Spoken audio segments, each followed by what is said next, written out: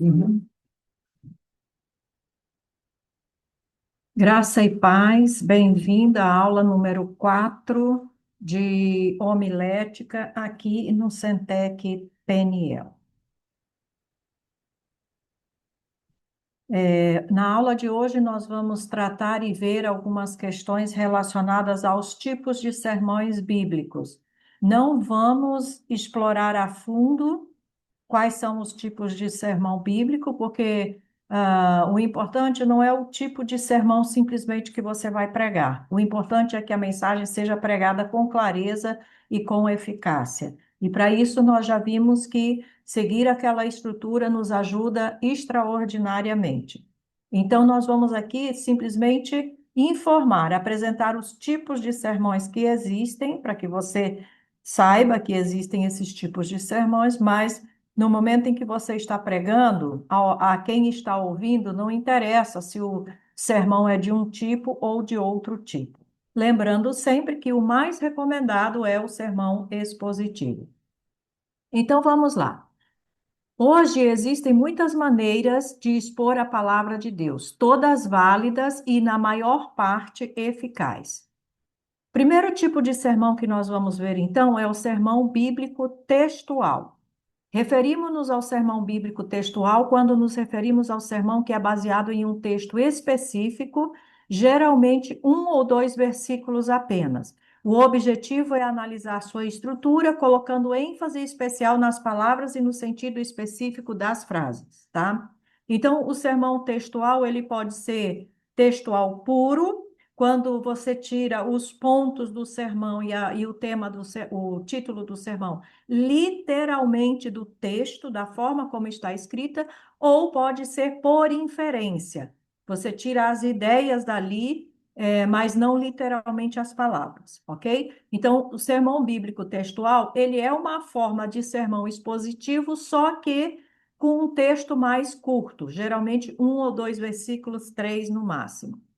O tema encontra-se dentro do texto, assim como as principais divisões. Exemplo, uma vida de sacrifícios. Romanos 12, 1 e 2. Introdução. Diferentes culturas têm sacrifícios como parte de suas vidas e práticas religiosas.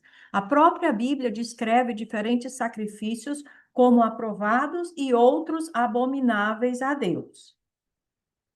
Neste texto, Paulo orou. Aqui nós temos a tese, ó. Neste texto, Paulo orou para que os crentes tivessem uma vida de sacrifício a Deus e não aos costumes ou à religiosidade, como ele havia observado em suas viagens.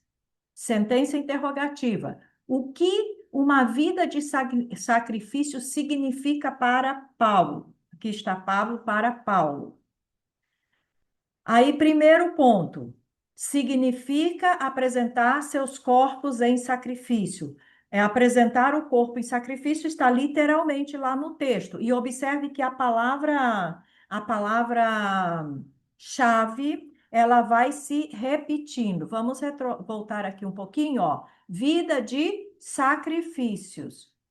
Poderia ser o que significa uma vida de sacrifícios. Aí a pergunta o que a vida de sacrifício significa para Paulo? Significa apresentar seus corpos em sacrifício, vivo, santo e agradável. Observe que a subdivisão deste ponto está no próprio texto também, certo? No próprio versículo. Então, literalmente é o que está no versículo. Segundo ponto, uma vida de sacrifício significa não se conformar com este século. Terceiro, uma vida de sacrifício significa ser transformado, renovado.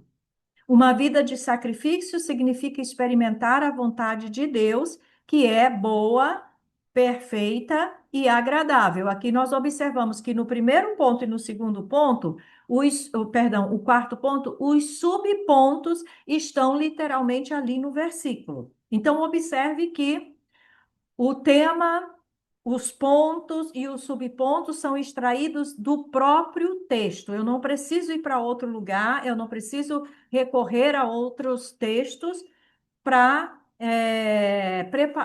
fazer o esboço do sermão aqui. E vocês observaram aqui também que o esboço não é um texto escrito. Esboço é esboço, é um esquema que eu sigo para poder nortear o que eu vou falar. Então, aqui vocês viram um exemplo de um sermão textual.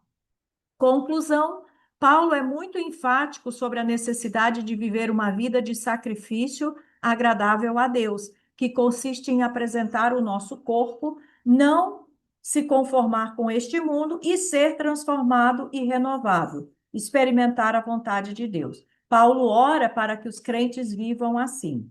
Como você está vivendo sua vida? Sua vida está sendo esse sacrifício a Deus? É assim que devemos viver na presença de Deus. Então, observe que na conclusão aqui se faz uma recapitulação dos pontos. A vida de sacrifício agradável a Deus consiste em tal, tal, tal e tal. Ponto.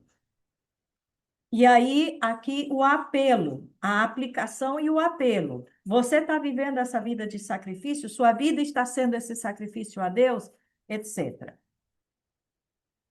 Outro exemplo de um esboço num sermão textual. O evangelho que não envergonha. Romanos 1, 16 e 17.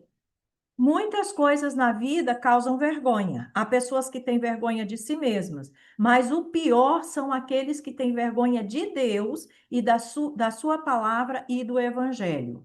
Olha aí a tese. Nesse texto, Paulo declara que não se envergonha do evangelho, e não só isso, ele também apresenta os motivos pelos quais não se envergonha. Então, observe como que essa tese é uma declaração geral sobre o texto, sobre o tema e sobre o que vai ser explorado sem entrar nos detalhes.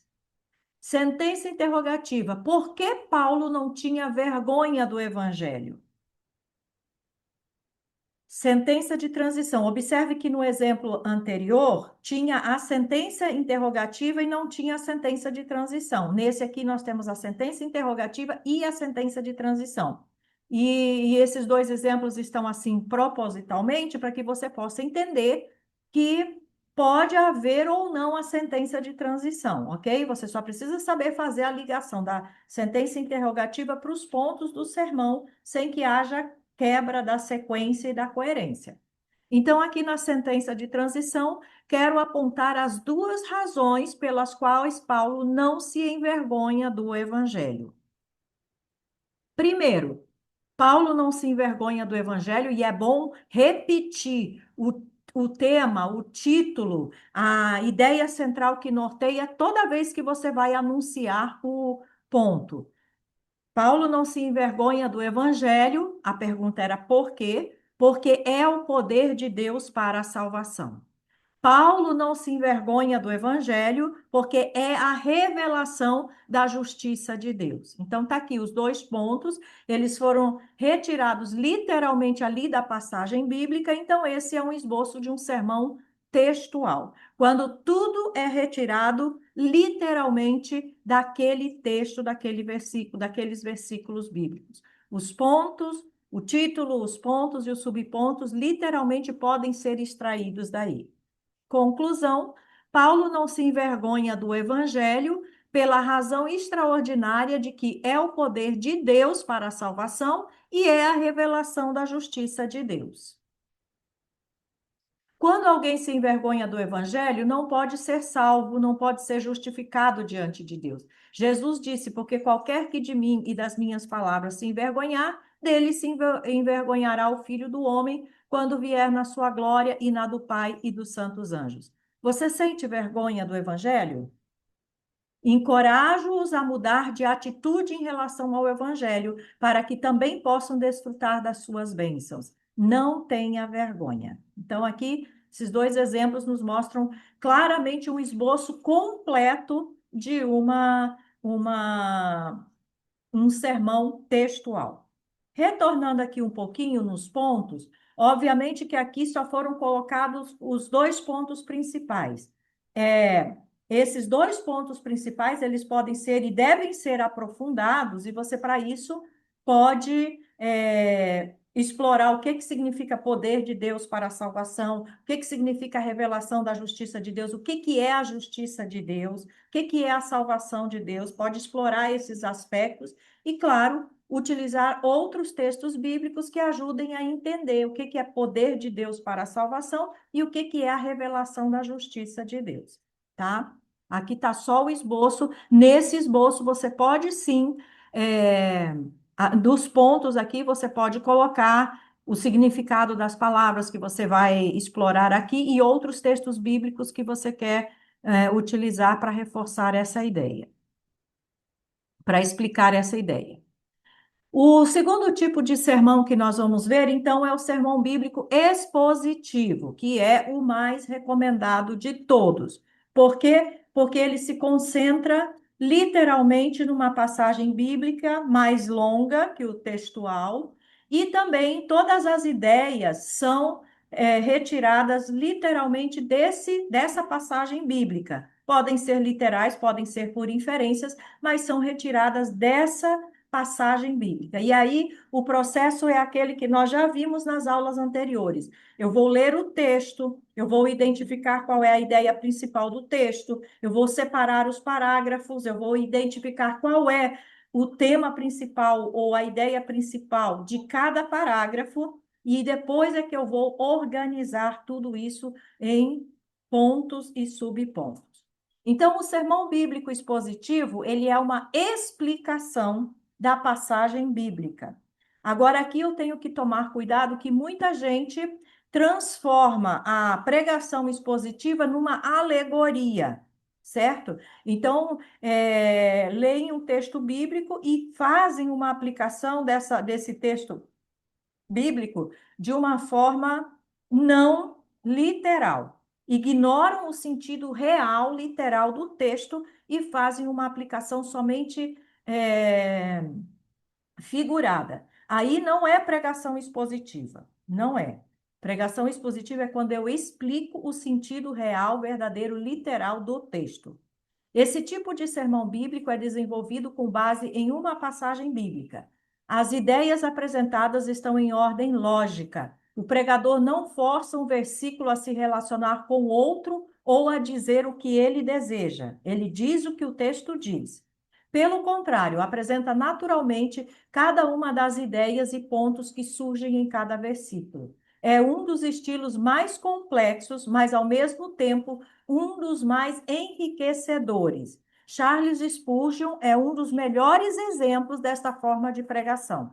No século XIX, ele exerceu uma influência poderosa na Inglaterra e nos Estados Unidos com suas mensagens poderosas. E o sermão que Spurgeon, que é considerado o príncipe dos pregadores, utilizava era o sermão expositivo. Se formos citar hoje em dia exemplos de bons pregadores expositivos, nós poderíamos mencionar John MacArthur, que lamentavelmente faleceu há pouco tempo atrás. Nós poderíamos mencionar Paul Washer, nós poderíamos mencionar aqui no Brasil Hernandes Dias Lopes, é a grande referência de pregador expositivo, Augusto Nicodemos, existem outros, mas esses são os mais evidentes.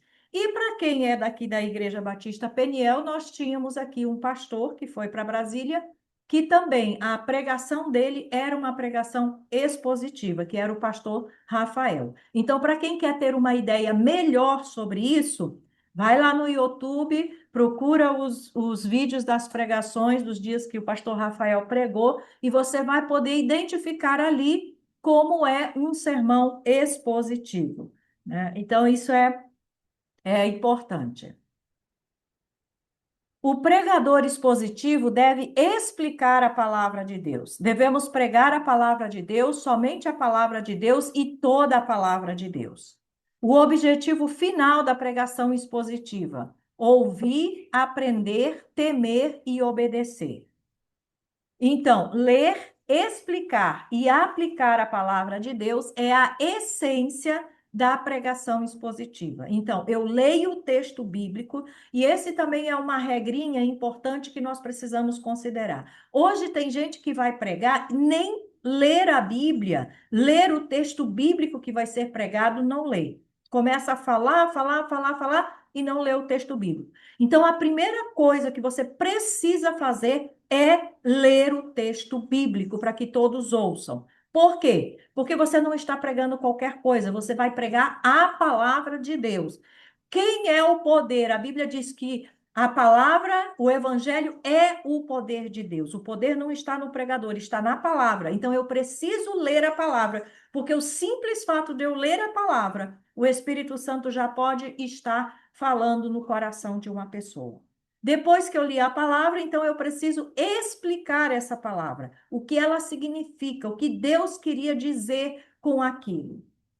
E esse explicar, é aqui nesse explicar que entra exatamente essa estrutura que nós estamos vendo aqui, esse esboço para explicar a palavra de Deus. E, por fim, aplicar essa palavra para que as pessoas se posicionem para viver, para obedecer, porque não adianta nada ouvir e não praticar. Infelizmente, hoje nas igrejas nós estamos cheios de pessoas que estão ouvindo, ouvindo, ouvindo e ouvindo coisas maravilhosas, mas não colocam em prática o que estão ouvindo.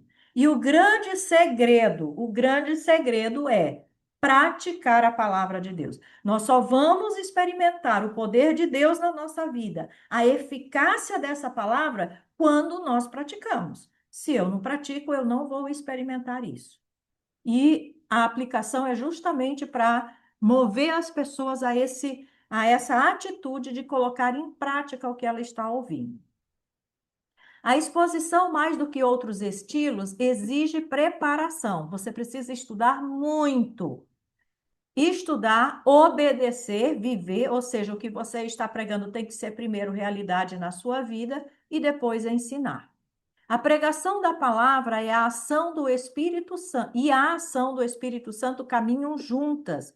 E, via de regra, o Espírito Santo não atua separadamente da palavra.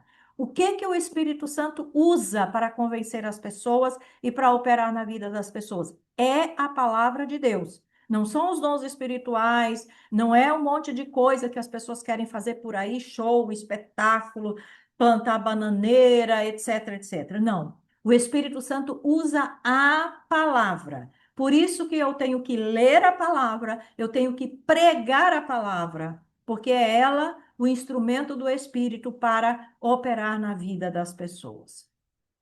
O expositor abre o que parece fechado, declara claro o que está obscuro, desamarra o que está preso e revela o que está escondido. Palavras de John Stott. Isso significa pregar. É isso que nós fazemos quando nós vamos pregar. E é isso que o sermão expositivo faz com excelência.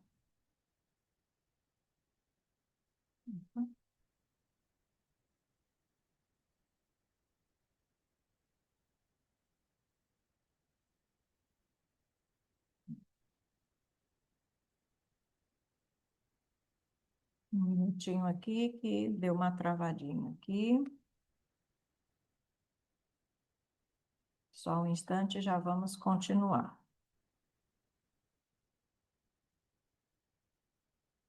O verdadeiro significado, deixa eu retornar aqui para ver se concluímos aqui. É impossível pregar de forma expositiva sem um compromisso sólido com a supremacia das Escrituras e a primazia da pregação. Só é possível ser um pregador expositivo ou pregar de forma expositiva quando realmente eu estou comprometido com as Escrituras e quando eu não quero falar o que eu quero, o que eu acredito, mas eu estou comprometido em falar exatamente o que a Bíblia diz, independente se eu gosto ou não gosto, independente se vai agradar ou desagradar. Esse é também um ponto importante do sermão expositivo, porque na hora que é preciso, ele não vai falar só daquilo que as pessoas querem ouvir. Não vai ser só aquela pregação de massagear o ego, vai ser a realidade e muitas vezes dura. E isso é que é necessário. Então, a pregação expositiva é pregar a palavra de Deus e não sobre a palavra de Deus. Isso também precisa ficar bem claro. Eu estou pregando a palavra de Deus, eu não estou pregando sobre a palavra de Deus. Para que um sermão seja expositivo, ele precisa Basear-se em uma passagem bíblica. O verdadeiro significado deve ser encontrado. Então, eu preciso ler, reler muitas vezes o texto bíblico para encontrar qual é o significado, qual é o tema central, o assunto central, qual é a verdade daquele texto bíblico. O significado da passagem bíblica deve ser relacionado com o contexto imediato e geral. Isso também é uma regra da hermenêutica. Então, eu li o texto, eu preciso saber o que vem antes do texto, qual é o contexto anterior, qual é o contexto posterior e qual é o contexto geral da Bíblia toda em relação àquele texto. Porque texto sem contexto é pretexto, nós já sabemos disso. As verdades eternas contidas na passagem devem ser esclarecidas. Quais são os princípios eternos que estão ali? Esses princípios precisam ser explicados e apresentados de forma bem clara. As verdades devem ser agrupadas em torno de um tema que faça refletir. Então, não é só trazer informação, é fazer a pessoa pensar. Os pontos principais do sermão devem ser extraídos dos versículos das Escrituras. Então, como já vimos, eu separei os parágrafos do texto, eu já sei qual é o tema principal, o assunto principal de cada parágrafo, eu já sei como esses temas principais do parágrafo se relacionam com o tema do texto todo, então eu vou me deter ali a esse texto bíblico. As verdades devem ser aplicadas. E aqui, outra vez, eu posso fazer a aplicação enquanto eu estou apresentando cada ponto e posso fazer a aplicação lá no final. Nós já vimos os tipos de aplicação nas aulas anteriores. Se você não se lembra, volte lá nas aulas anteriores e dê uma olhadinha. Os ouvintes devem ser chamados a obedecer e aplicar essas verdades nas suas vidas. O sermão expositivo é aquele que explica uma passagem das Escrituras, organiza-a em torno de um tema central e pontos principais, e então aplica propositalmente sua mensagem aos ouvintes. Jerry Vimes. Então, nós precisamos ser intencionais quando nós vamos fazer a aplicação das verdades da palavra de Deus. Porque nós não estamos pregando para entreter ninguém, nem estamos pregando para agradar ninguém. Nós estamos pregando para cumprir aquilo que Deus estabeleceu, pregar a verdade, pregar a palavra de Deus. Etapas do processo de pregação expositivo. Primeiro, escolha o texto. Segundo, medite sobre esse texto e, como já falei, escreva todas as coisas que vierem à sua mente sobre aquele texto. Isole o pensamento dominante, já vimos também como fazer isso. Identifique qual é o tema central daquela passagem bíblica. Procure material que sirva ao pensamento dominante. Vamos supor que o texto fala sobre perdão. Então, eu posso procurar outros materiais, consultar outras fontes que tratem sobre o perdão. Eu preciso conhecer bem esse assunto. Adicione introdução e conclusão. Escreva e ore sobre a mensagem. Depois que eu tenho tudo isso, já extraí do próprio texto os pontos, então eu vou fazer o esboço dessa pregação. Vou esboçar como será a transmissão dessa mensagem. E, óbvio, orar sobre ela. Orar para que Deus esteja usando essa palavra para falar aos corações e usando a sua vida na transmissão dessa palavra. Ou seja, existe uma regrinha aqui, que é inclusive uma regra de métodos de estudo bíblico, mas que se aplica também aqui na pregação expositiva, que é chamado de oika, que significa observação, interpretação, correlação e aplicação. Observação significa que eu vou observar o texto, eu vou olhar o que o texto diz, eu vou identificar qual é a mensagem do texto. Olho para o texto, observo o texto. Depois vem a interpretação, ou seja, eu vejo e analiso e estudo o que significa isso que esse texto está dizendo. que significa uma palavra, o que significa uma frase, o que significa aquele texto. Depois eu faço a correlação. O que é a correlação? Eu relaciono esse texto com outros textos das Escrituras que tratam também daquele tema ou daquele assunto. E, por fim, eu faço a aplicação. Aqui estão os 4 pontos para a elaboração, os 4 passos para a elaboração de um sermão expositivo. Cada exposição é a explicação, interpretação e aplicação de uma ideia, toda extraída de uma passagem bíblica. Então, por exemplo, você está lendo um texto bíblico e esse texto bíblico, de repente, ele pode ter mais de uma ideia principal, ele pode falar sobre mais de um assunto, mas em cada pregação eu só vou abordar um tema, uma ideia. Se aquela passagem aborda 2 ou 3 temas, 2 ou 3 assuntos diferentes, então eu vou pregar 2 ou 3 vezes aquele texto bíblico e cada vez abordando um dos assuntos, um dos aspectos daquele tema. Ninguém prega seu sermão bem para os outros se não pregar primeiro para o seu próprio coração. John Owen, que foi um grande teólogo puritano, maravilhoso. Os livros dele são bem difíceis de ler, ele é muito, muito profundo, mas ele é uma grande referência da teologia pós-reforma. Então, ninguém prega seu sermão bem para os outros se não pregar primeiro para o seu próprio coração. Então, por isso que não dá para preparar sermão de última hora. Preparar um sermão, um esboço, leva tempo, porque a primeira pessoa que precisa ser ministrada com as verdades que vão ser pregadas é você mesmo. É a pessoa que vai pregar.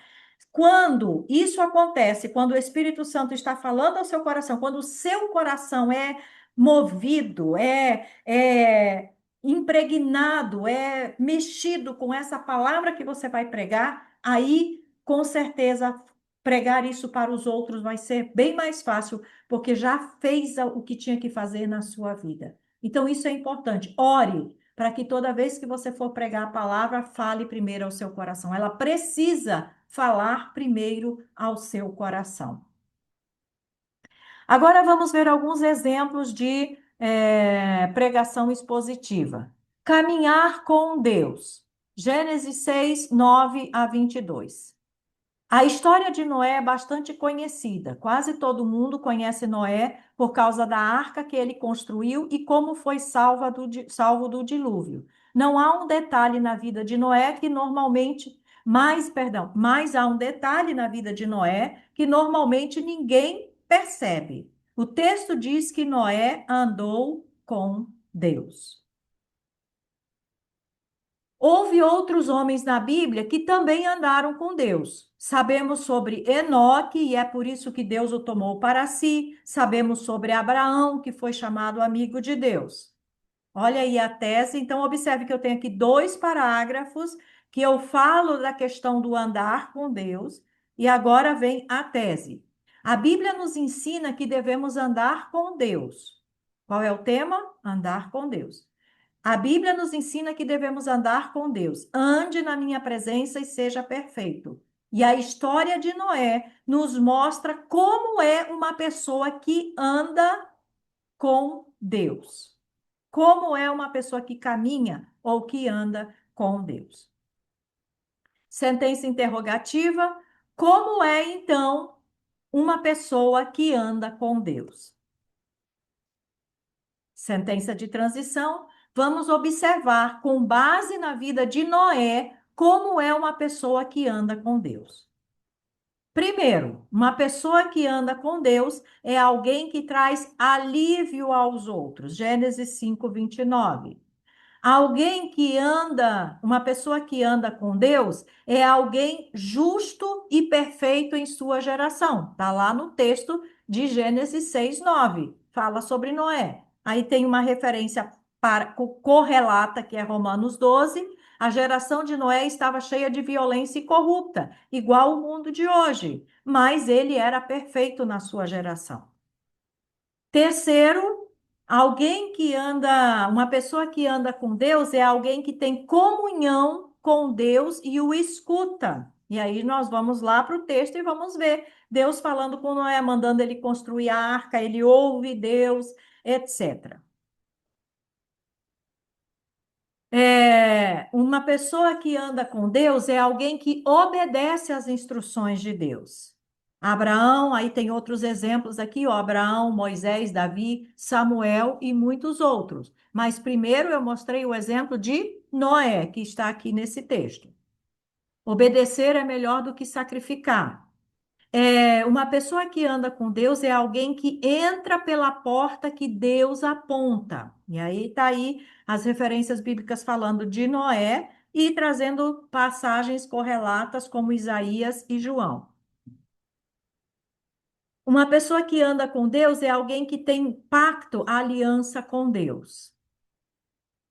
É alguém que adora a Deus. Uma pessoa que anda com Deus é alguém que adora a Deus. A adoração foi expressa com sacrifícios.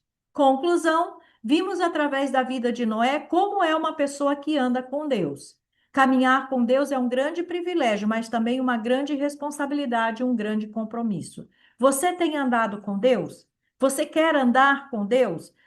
Encorajo você a caminhar com Deus a partir de hoje, como Noé. Então, observe que é, todos os pontos do sermão foram retirados da vida de Noé, dessa passagem bíblica que fala de Noé. Um detalhe interessante também é que alguns outros tipos de sermão, que são nomeados com outros nomes, podem ser sermões expositivos. Por exemplo, aqui nós poderíamos classificar esse sermão também como um sermão biográfico. Por quê? Porque ele está falando da vida de Noé. Ele está observando exemplos, coisas que aconteceram com Noé, foram praticados por Noé. Então, esse sermão poderia ser um sermão expositivo biográfico, certo? Geralmente classificam como biográfico separado de expositivo, mas nós precisamos entender que outros tipos de sermão podem ser sermões expositivos, dependendo da forma como você vai explorá-los. Então, nós temos aqui um exemplo de um sermão expositivo. Outro exemplo aqui, o juízo de Deus, Romanos 2, de 1 a 16. Você já esteve alguma vez em um tribunal? Só de pensar no tempo que demanda e ver as pessoas indo e vindo é enlouquecedor. Depois de um tempo, elas finalmente deixam todos entrar no tribunal, onde chamam um por um e declaram na frente de todos o motivo de estarem ali naquele dia. Você pode notar a expressão no rosto das pessoas, que é bastante desconfortável, que todos sabiam, então o tribunal, então aqui ele vai falando sobre como é o ambiente do tribunal. Tudo isso aqui você não precisa escrever. Você coloca lá que você vai falar sobre isso e, óbvio, você tem que ter essa informação, essa imagem, essa ideia, esse conhecimento já na sua mente para falar sobre isso e que ele vai ser declarado aqui, né? O importante, as ideias principais que precisam ser faladas, que você não pode esquecer, são as que você vai escrever. Então, por exemplo, aqui a ideia, a certa altura, ele pergunta ao indivíduo como ele responde à acusação de inocente ou culpado. Essa é uma parte importante. No tribunal não pode haver distrações, tudo que pode distrair é removido. Mas a pessoa precisa responder ao juiz se ela é inocente ou se ela é culpada. Tese. É exatamente esta ideia de quão terrível é estar em um tribunal que Paulo quer mostrar neste texto. Ele avisa aos romanos sobre o que acontecerá no dia do julgamento. O que acontecerá no dia do julgamento de Deus? No dia do julgamento de Deus, sentença de transição. Ai, primeiro, no dia do julgamento não haverá desculpas. Versículo 1 e 2. Todos nós fizemos o mal, diz Romanos. Você que julga, palavra crino, que toma o lugar de Deus, que toma as decisões sobre o que é certo e o que é errado. Você se condena. Como apontar para o mal dos outros e condená-lo mas ao mesmo tempo cometê-lo, o mal você mesmo. Então, aqui, ó, o ponto principal do texto, no dia do julgamento não haverá desculpas, está ali no versículo 1 e 2, e os subpontos também ali no próprio texto. Segundo, no dia do julgamento, ninguém está excluído, versículo 3. Então, observe que a palavra-chave, dia do julgamento, está sendo repetida durante todo o sermão. Está no título, esteve na tese, está na sentença interrogativa e está aqui nos pontos do sermão. Então, no dia do julgamento, ninguém está excluído. Versículo 3. Deus tem um tempo em que isso acontecerá. Deus providenciou o seu evangelho e todos serão julgados. E aqui nós vemos textos correlatos com essa ideia. Terceiro, no dia do julgamento, tudo será revelado, do versículo 6 ao 16. Desde a juventude, toda a intenção, não haverá nada escondido naquele dia. Então, aqui, 3 pontos retirados desse texto, pregando só sobre esse texto, um sermão expositivo, que tem correlação, é enriquecido, apoiado com outras referências bíblicas. Conclusão, versículo 4 e 5. Por essa razão, Deus nos orienta ao arrependimento para que possamos mudar nossas vidas. Não despreze sua benignidade, bondade e misericórdia, sua paciência, tolerância e clemência, sua longanimidade de suportar.